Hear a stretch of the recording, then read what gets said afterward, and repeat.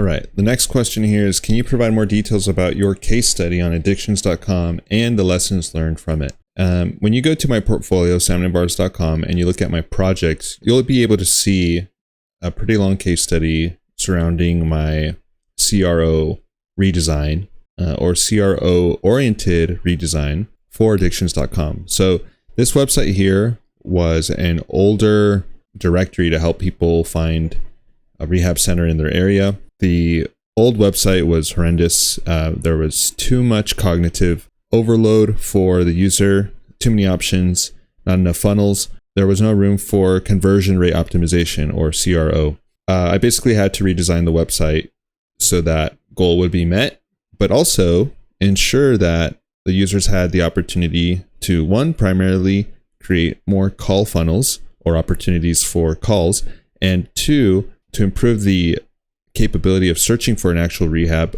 by improving the UX to the directories or state level and city level pages.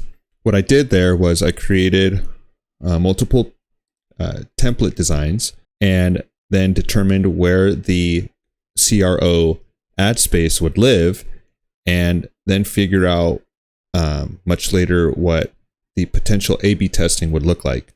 We were able to basically redesign the entire site and upload imagery to each state, each city, and ensure that every aspect to those page templates, like data cards, the content areas, the featured image, and then also additional navigation options like the sidebar, that those things were implemented into the new redesign so that the website's search engine optimization capabilities would improve, and so that Google would recognize that as pages with a lot of authority, content pertaining to rehab and addiction treatment. So the overall effort there and the lessons learned was that, one, you have to structure your content in a way that is fruitful and friendly to the search engine optimization efforts or Google in general.